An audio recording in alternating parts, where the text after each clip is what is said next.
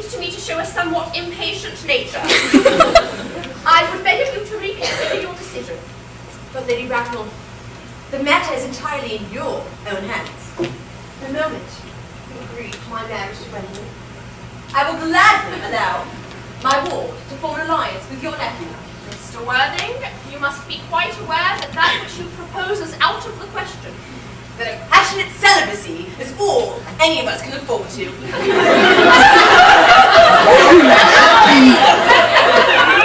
That is not the destiny I propose for Gwendolyn. Algernon, of course, can choose for himself. Come, dear, we must be going. We've missed 5, if not 6 trains. Is everything quite ready for the christenings? Christenings, sir?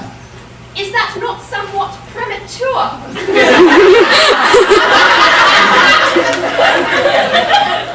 Both these gentlemen have expressed a desire for immediate christening. At their age, the idea is grotesque and irreligious. Algernon, I forbid you to be christened. Lord Bracknell would be highly displeased if he learned that that was the way in which you wasted your time and money. Am I to understand then that there are to be no christenings at all this afternoon? I don't think, as things now stand, it would be of any practical value to either of us. I'm aggrieved to hear such sentiments from you, Mr. Worthing.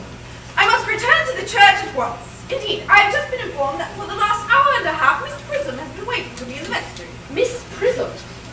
Did I hear you mention a Miss Prism? Yes, Lady Bracknell. I am on my way to join her now. Pray, allow me to detain you for a moment. This matter may prove to be of vital importance to myself and Lord Bracknell. Is this Miss Prism a female of repellent aspect, remotely connected with education? She is the most cultivated of ladies, the very picture of respectability. It is obviously the same person. May I ask what position she holds in your household? I am celibate, madam. Miss Prism, for the last 3 years, has been Miss Cardew's esteemed governess and valued companion. I must see this Miss Prism at once. Let her be sent for. I was told you expected me in the vestry, dear Canon. I've been waiting there for you for an hour and 3 quarters. Prism! Lady Bracknell! Come here, Prism!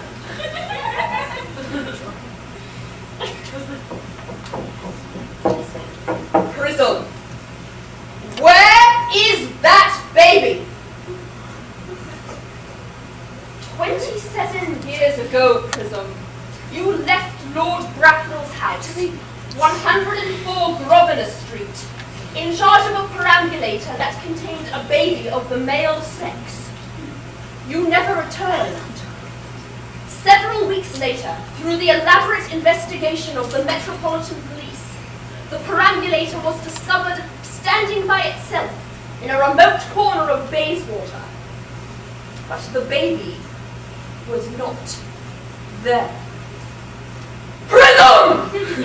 Where is that baby?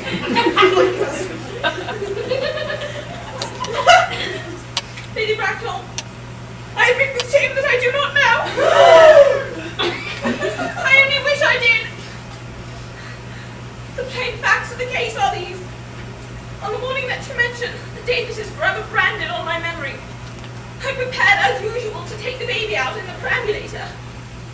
I had also with me a somewhat old but capacious handbag, in which I had intended to place the manuscript of the work of fiction which I had written during my few unoccupied hours. In a moment of mental abstraction, I deposited the manuscript in the bassinet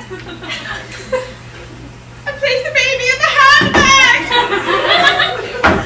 Miss Prism, where did you deposit that handbag? Do not ask me, Mr. Worthing! Miss Prism, this is no matter of small importance. I insist on knowing where you deposited that handbag!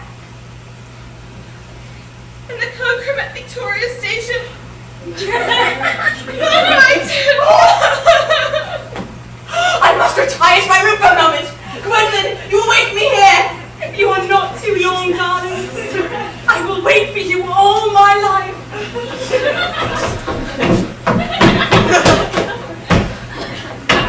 Lady Bracknell, what do you think this means? I dare not even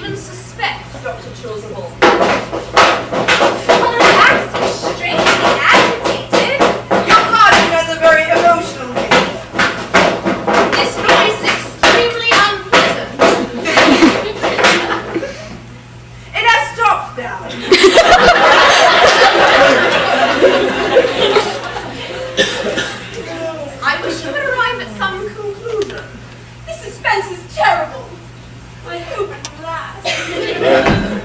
Prism! Is this the handbag? Examine it carefully before you speak. The happiness of more than one life depends on your answer.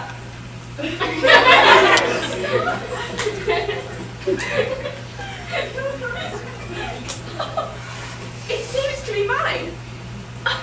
Yes, here is the injury this evening, the upsetting of a Gower Street omnibus in younger and happier days. And here on the lock are my initials. The bag is undoubtedly mine. I'm delighted to have it unexpectedly restored to me. It has been a great inconvenience being without it all these years. Miss Prism, more has been restored to you than just the handbag. I was the baby you placed in it! Yes! Mother! I am unmarried! Married! I will not deny that this is a serious blow, but who has the right to cast a stone against one who has suffered? And why should there be one law for men and another for women? Mother! I forgive you! There is some error! There is the lady who can tell you who you really are!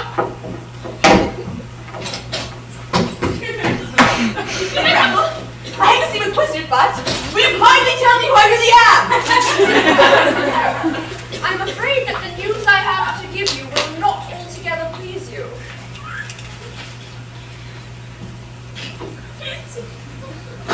You are the son of my poor sister, Mrs. Moncrief, and consequently Algernon's elder brother.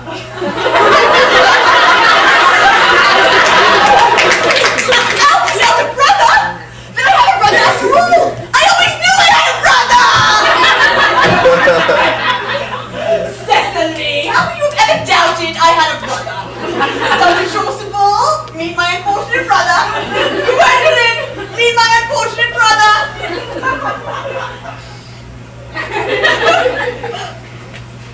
My own. What own are you? What is your name now that you have become somebody else? Good heavens, I've forgotten that point. Aunt Augusta, a moment. When this Prism deposited me in the handbag, and I've been christened already? Every luxury that money could buy, including christening, had been lavished on you by your fond and doting parents. Then I was christened! That is settled! What was my Christian name? Let me hear the worst. Being the eldest son, you were naturally christened after your father. Yes, but what was our father's Christian name? I seem to remember now that the general was called Earnest. I knew I had some particular reason for disliking the name.